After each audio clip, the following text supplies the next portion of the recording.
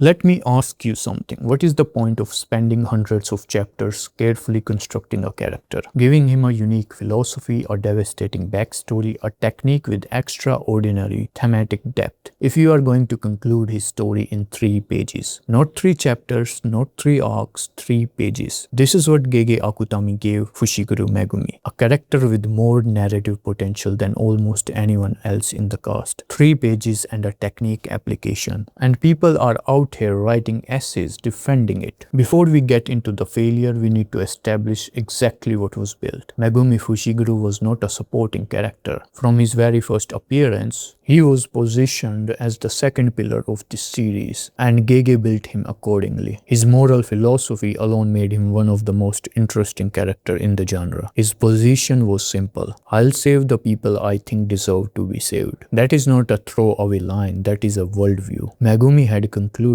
that karma was broken, that the universe did not balance its own scales, and that he would personally correct that imbalance through deliberate, conscious choice. He would decide who deserved salvation. But beyond his philosophy, Megumi had a deeper wound at his core. He did not know how to exist for himself. Sumiki was his entire reason to keep going. His sense of purpose was built entirely around external relationships, rather than any internal conviction about his own worth. He treated his life as expendable, almost casually, throughout the series. And here is where Gege showed real craft. Every single breakthrough Megumi made with the 10 Shadows technique happened when he chose himself, when he prioritized his own survival. The connection between his self-worth and his power was deliberate and consistent. The story was building toward one destination: Megumi finally understanding that his existence had value on its own terms. Keep that in mind, because that destination is exactly where the story refused to go. Now let us talk about what Sukuna did to Megumi, and I mean actually sit with it, because I think the sheer volume of it has caused people to become numb to its weight. Sukuna took over Megumi's body completely. Using that body, he killed Sumiki, Megumi's sister, the one person Megumi had decided was unconditionally worth protecting. The entire foundation of his will to exist gone by his own hands. Using Megumi's 10 Shadow technique, he killed Gojo Satoru, the man who raised him, the person who believed in his potential before anyone else. He then used that same body to devastate nearly everyone Megumi had ever fought alongside. Megumi's entire identity was built around the concept of chosen agency. He would be the one to decide. His judgment and his choices were that gave his existence meaning. Sukuna didn't challenge that philosophy. He didn't invert it or complicate it. He simply erased it. Megumi wasn't there. His hands acted in the world for months while he was completely absent from his own existence. That level of violation demanded a response of real substance from the story. What it received was 3 pages. Chapter 268 is literally titled The Conclusion. Sukuna confronts Megumi's soul and lists everything that was done to him. That Yuji, the person Megumi once saved, ended up killing many people. That Megumi killed his own sister. That he lost his body. That he will never live a righteous life again. Then Sukuna tells him to give it up. Now Megumi's response is not nothing. He traps him using his technique. Seeing Sukuna's desperation, Megumi reads it immediately and says, "I'm relieved to know even you fear death." That is a genuinely sharp moment. Megumi identifying and naming Sukuna's psychological vulnerability with complete clarity. It matters, and it would be dishonest to pretend otherwise. But then comes the conclusion that tells you everything about how this arc was handled. Megumi says, "I'll try living for someone else once more,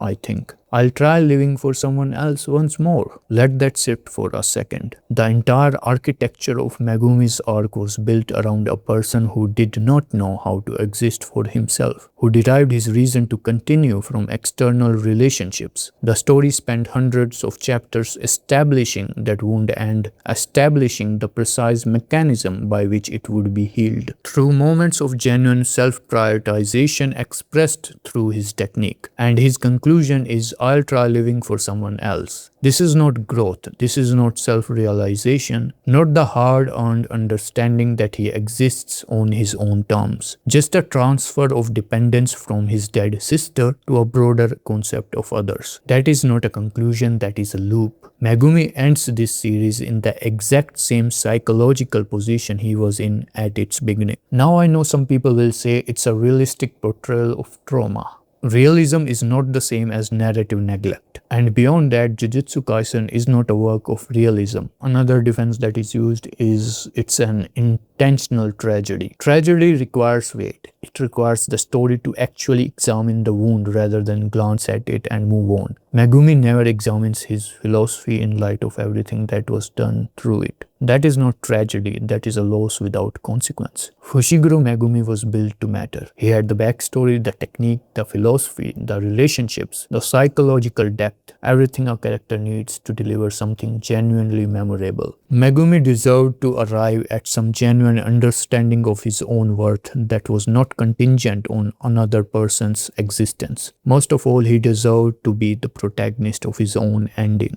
The people defending this conclusion will tell you it was intentional, that it was thematic, that you just don't understand what Gege was going for. Maybe. Or maybe one of the most carefully constructed character in modern shonen was handed a conclusion that didn't came close to honoring what was built. And sometimes the most honest thing you can do is say that out loud.